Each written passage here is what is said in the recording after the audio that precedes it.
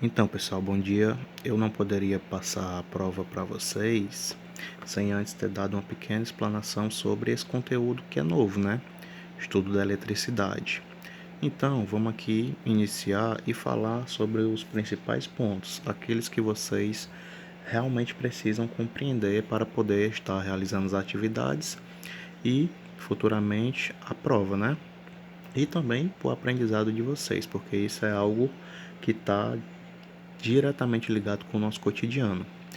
Então, pessoal, o estudo da eletricidade, quando a gente escuta falar de eletricidade, a gente rapidamente associa com choque elétrico, energia elétrica, não é isso?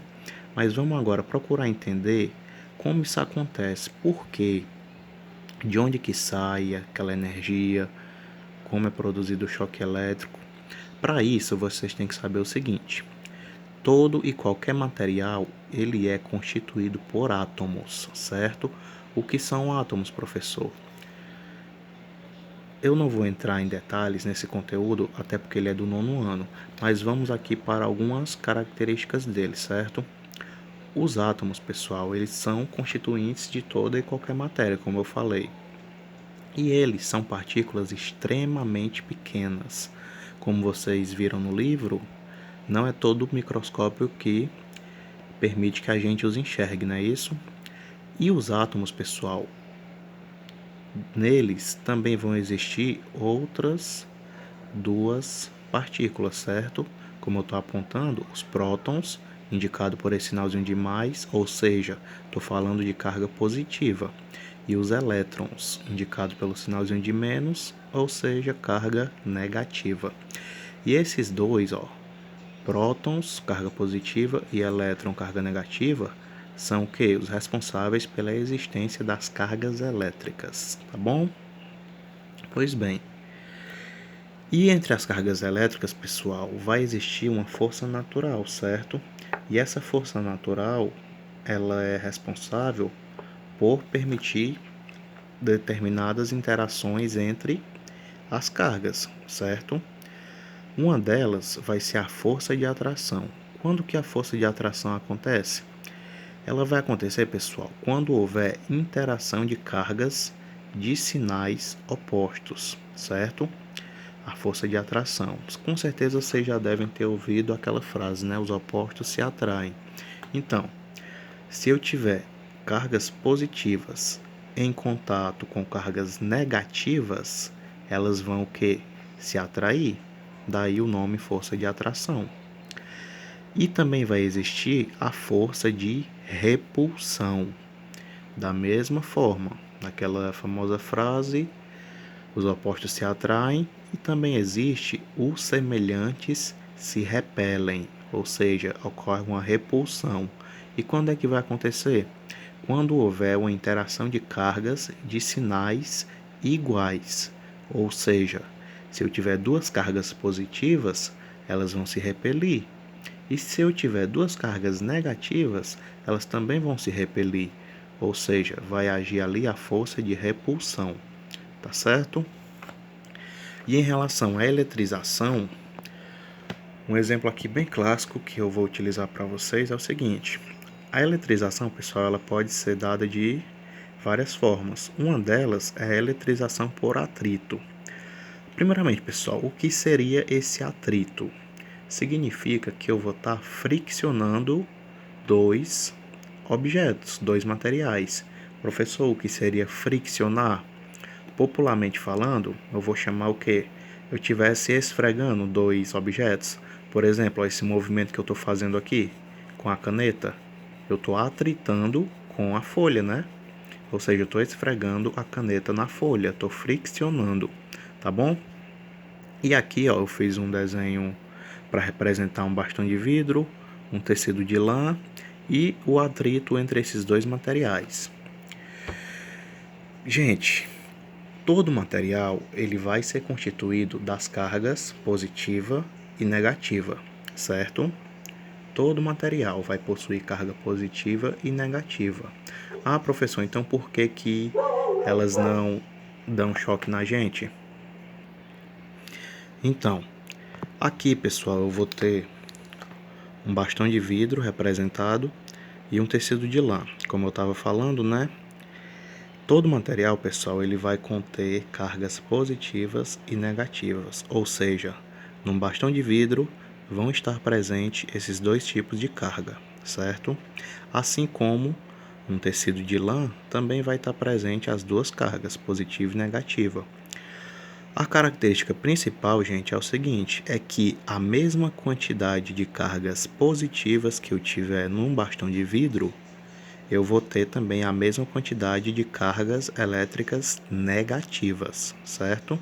Do mesmo jeito na lã, eu vou ter a mesma quantidade de cargas positivas e a mesma quantidade de cargas negativas, tá certo?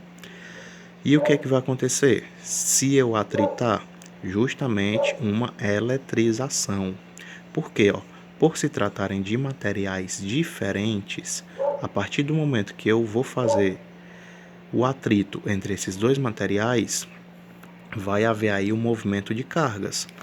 E vocês têm que saber o seguinte, sempre, pessoal, as cargas que vão se movimentar de um material para outro vão ser as cargas negativas, certo? Fazer aqui uma indicaçãozinha de uma seta e um sinal de menos. Ou seja, o que é que significa isso? As cargas negativas que existiam no bastão de vidro, elas vão passar para o tecido de lã. E isso depois que eu fizer o quê? Que eu atritar esses dois materiais, certo? Ah, professor, mas vai passar todas as cargas? Não.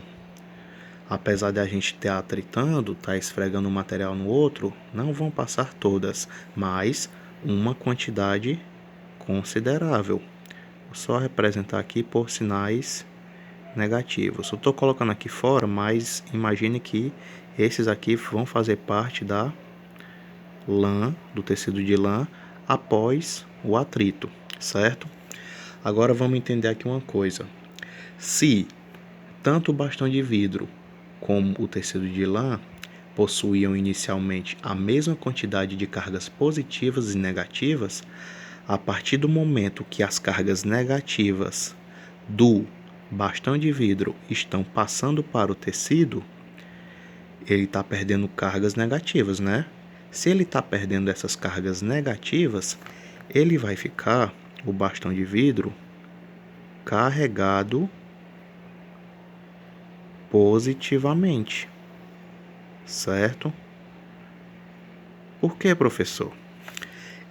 Inicialmente ele tinha as duas, positiva e negativa.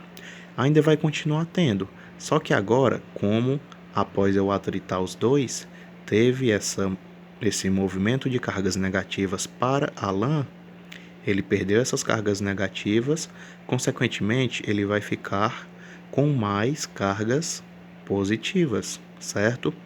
E a lã, que inicialmente tinha tanto carga positiva como negativa, agora vai ficar com excesso de cargas negativas, tá bom? Acontece isso nesse movimento de cargas, tá bom? As negativas, que vão sempre se movimentar, nesse caso aqui do bastão para o tecido de lã, deixando a lã carregada negativamente. E como o bastão de vidro perdeu essas cargas negativas, ele ficou carregado positivamente, tá certo? Por exemplo, gente, vocês devem ter visto no livro alguns experimentos que tem de pentes passado no cabelo e após ter acontecido esse atrito com o cabelo, ele atrair folhinhas de papel, não é isso? Então, é explicado justamente pela eletrização por atrito. Por que ele atrai? Porque a partir do momento que ele foi atritado com o cabelo, ele ficou com excesso de cargas, tá bom? Por isso que ele atraiu os pedacinhos de papel. Outro exemplo do dia a dia que a gente pode utilizar é quando a gente está secando o cabelo. Está acontecendo um atrito, né? Da toalha, por exemplo, com o cabelo. E depois que a gente seca o cabelo, o nosso cabelo ele fica bem penteadinho, não, fica assanhado, não é isso? também pode ser explicado pela eletrização por atrito, certo? A gente seca o cabelo, aí você observa que ficam uns fios ainda fora do lugar. A maioria, não é isso? Ah, mas é porque não está penteado. Também, mas cientificamente a gente pode explicar esse fenômeno pelo fato de que, ao atritar a toalha, quando eu estava secando o cabelo, houve aí um movimento de cargas negativas, né? Do cabelo para a toalha. Acontecendo o quê? Que o cabelo ficou com excesso de cargas positivas. Se ele ficou com excesso de cargas positivas, lembra do que eu falei sobre cargas iguais se repelirem? Lá na força de repulsão, se ele ficou com excesso de cargas positivas, o exemplo do cabelo, logicamente que essas cargas vão acontecer o quê? Vão se afastar, deixando o cabelo um pouco arrepiado, digamos assim. Tá certo? Como eu falei, depois eu deixo essa folha aqui por inteiro para vocês, tá bom? E é isso.